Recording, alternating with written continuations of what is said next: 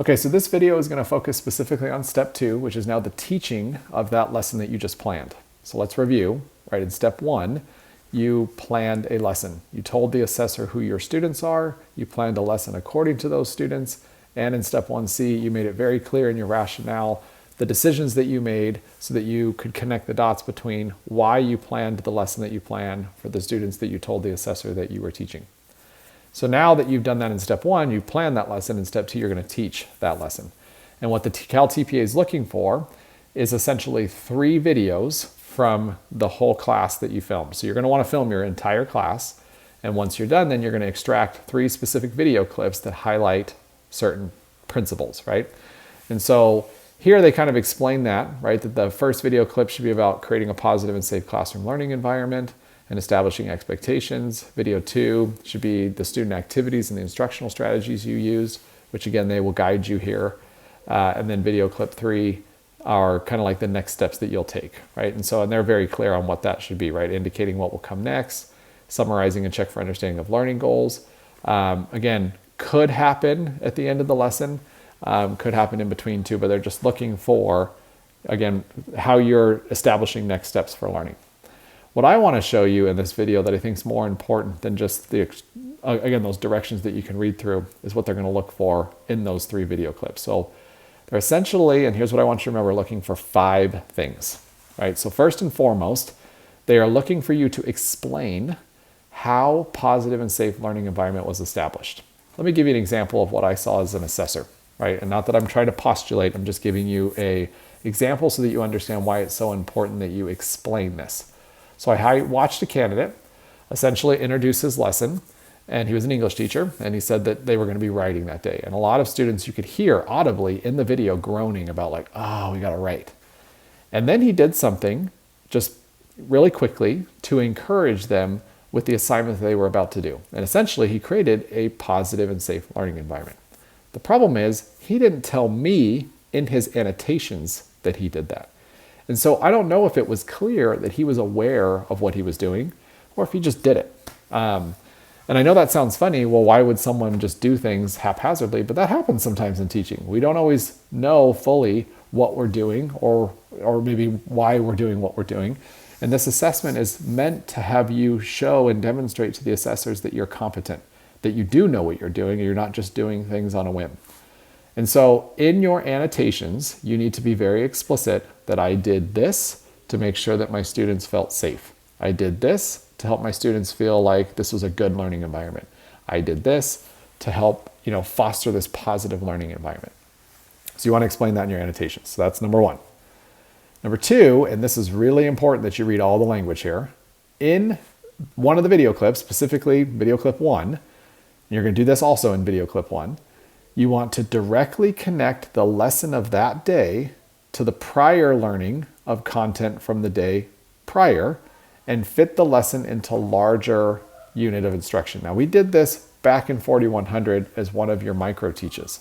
Essentially, you are saying, today I'm going to be teaching X. This will connect to what we learned yesterday or prior in this way.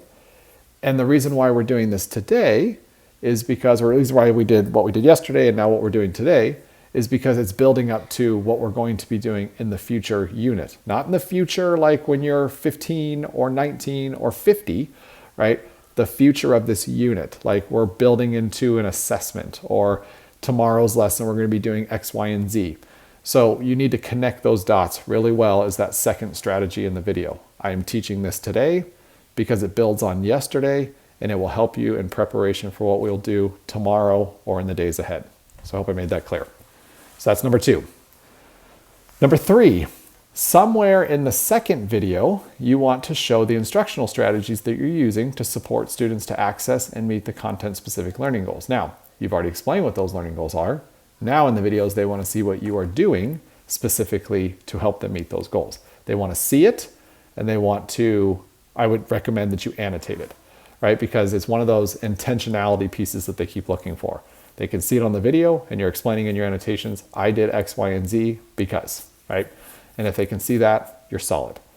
So that is one of the rubrics for the teaching and assessing part. There's 2 rubrics, but again, 5 skills. These are the first 3. The next two skills are down here, right? So in your instruction, and this would also be in video 2, you want to show that your instruction and your assessment, both, right, require students to actively engage in higher order thinking, that it requires them to analyze, to put things together and synthesize, to evaluate, maybe even interpret things, and, as we've been talking about in the unit plan, transfer their learning to a new context. If your instruction does not do that, you're going to be down here or over here, right? So you want to make sure in this video, and I've seen people get 1s in these categories because of missing these things, making sure in video 2, not only are you using supportive instructional strategies, but that they are at a higher level of thinking. So that's going to be in video 2. And that's 4 of the 5 skills that you need to be highlighting in your videos. I would also encourage you to annotate that. This is when I try to get them to analyze so that you show that you're being intentional. Okay, last but not least, number 5, you are monitoring student learning to check for understanding throughout the lesson, and you provide content-specific next steps for learning. That should be in your 3rd video, so it could be at the end. Or just some video where you are showing that you're delivering some type of an assessment, that you're monitoring student learning, and then from that assessment, you're giving students feedback to do or tell them what to do next. That's all they really want to see in that last video. And so again, show them that you're monitoring student understanding, whether you're, and I'm not going to postulate what that is. We've talked about, checking for understanding in class, and then you're providing those next steps based on that feedback that you get on how you can help them move forward in learning the content.